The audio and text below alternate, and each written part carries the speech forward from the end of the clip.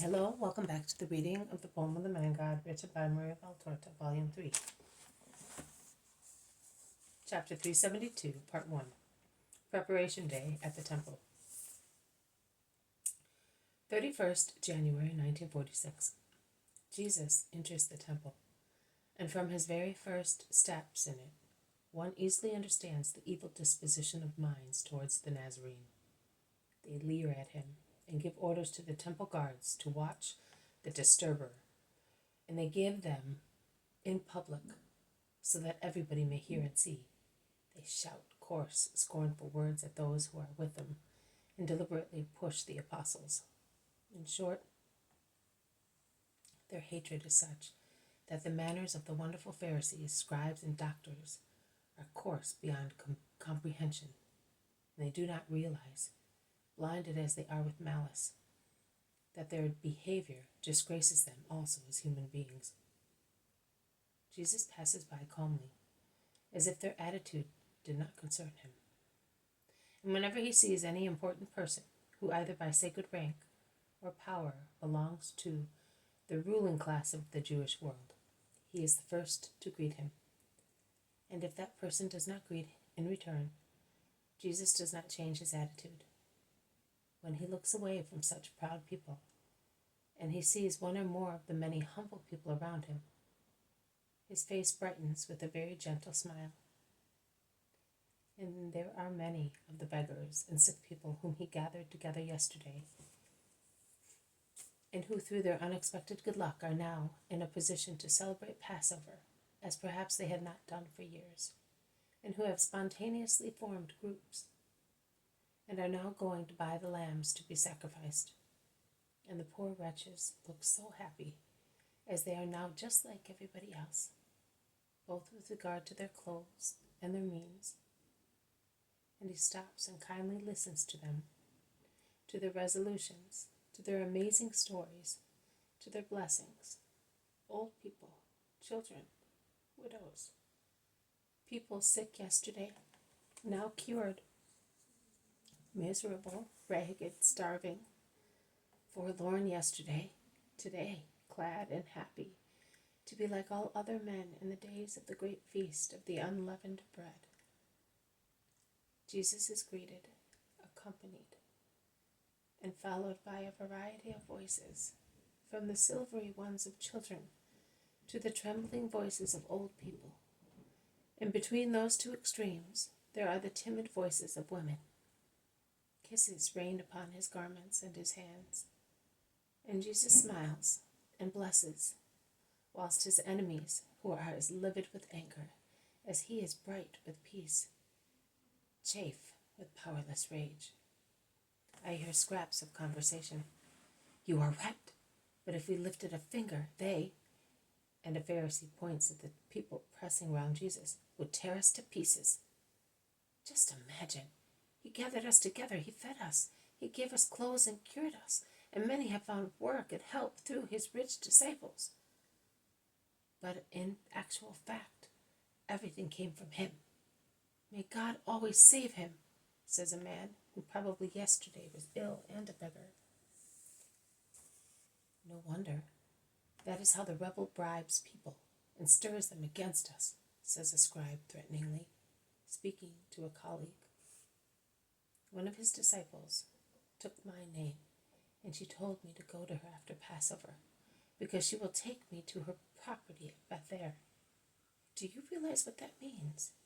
She will be taking me and my children, so I will be working. It is a pleasure to work when one is protected and safe. And my Levi will not break his back working in the fields. The lady who is taking us on will employ him in the rose gardens. It will be a pastime, I say.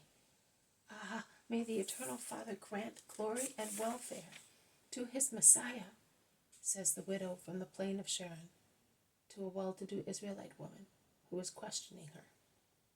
Oh, and could I not help? Are you all settled? You who were gathered together yesterday? Asks the wealthy Israelite. No, we are not, woman. There are still some widows with children and some men. I would like to ask him whether he will allow me to help him. Call him, I dare not. Go, Levi, and tell him that a woman wishes to speak to him. The boy runs away and informs Jesus. In the meantime, a Sadducee ill-treats an old man who is lecturing in the middle of a crowd from beyond the Jordan and is singing the praises of the Master of Galilee. The old man defends himself, saying, "Am I doing anything wrong? Did you want to be praised? All you had to do was do what he does. But you, may God forgive you. You despise poverty and old age instead of loving them, because you are a false Israelite, as you do not respect Deuteronomy by having mercy on the poor." Do you hear that? That is the result of the doctrine of the instigator. He teaches common people to offend the saints of Israel. A priest of the temple replies to him, "But it is our fault that happens. We do nothing but utter threats without carrying them out." Jesus, in the meantime, says to the woman of Israel, "If you really want to be a mother to orphans and a sister to widows, go to Chuza's palace at the Sixtus. Tell Joanna that I have sent you, and may the ground be as fruitful to you as Eden, because of your pity. And may your heart be more fruitful and a deeper and deeper love for your neighbor." At the same time, he sees the guards drag the old man who had spoken previously. He shouts, "What are you doing to the old man, and what has he done?" "He insulted the officials who were reprimanding him." "That is not true. A Sadducee maltreated me because I was speaking of you to those pilgrims. And as he lifted his hand against me, because I am old and poor, I told him that he is a false Israelite who tramples on the words of Deuteronomy. Set the old man free. He is with me. He spoke the truth. Not sincerity, the truth. If God speaks through the lips of children, he speaks also through the lips of old people. It is written, 'Do not despise a man in his old age, because those who have grown old belong to us.' It is also written, 'Do not ignore the talk of the wise.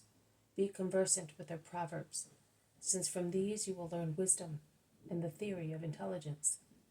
And also, do not be talkative where there are old men.' Let Israel remember that part of Israel which says that it is perfect. Otherwise the Most High will give the lie to it. Father, come here beside me." The old man approaches Jesus, while the Sadducees, impressed by the reproach, go away angrily. "I am a Jewess of the diaspora, O expected king. Could I serve you like that woman whom you sent to Joanna?" says a woman, who is very much like that one named Nikki, who wiped Jesus' face on Golgotha and received the towel. But Jewesses are very much alike, and after many months after that vision, I might be wrong. This has been a reading from the poem of the Man God, written by Maria Valtorta, Volume 3, Chapter 372, Part 1, Preparation Day at the Temple. Thank you for listening. I will see you tomorrow. May God bless you, and may peace be with you.